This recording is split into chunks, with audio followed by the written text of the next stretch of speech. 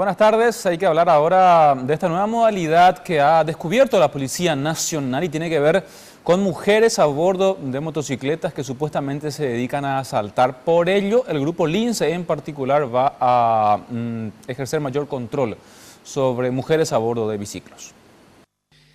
Este modo de asalto fue adoptado para las mujeres porque los controles generalmente se centran en los hombres.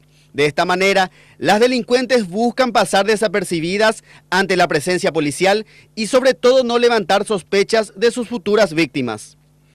Sí, es una nueva modalidad de delincuencia como estamos manejando la información.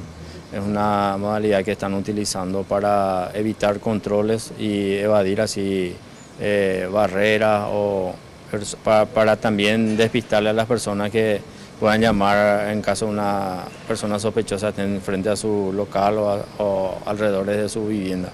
Es una modalidad que se está utilizando más en la zona fronteriza, como está diciendo en Pedro Juan y Ciudad del Este, y que se está también poniendo en auge en zona central específicamente. Algunas veces son las conductoras y algunas veces son las personas que se bajan a realizar el hecho.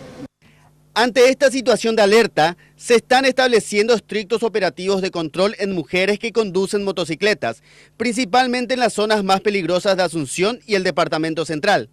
Y todas las precauciones, todas las medidas necesarias para tratar también de que nos burlen en esos controles. Entonces, a todas las personas que circulan en motocicleta de A2, estamos realizando controles. Ya, porque generalmente, por ser mujer, muchas veces tiende a pasar un poco desapercibido. Y por eso mismo ellos optan por esta modalidad, porque pasaban desapercibidas en los controles. Se les hacía pasar por ser una dama, pero ahora ya con esta modalidad nueva ya estamos alertados nosotros para combatir contra ellos.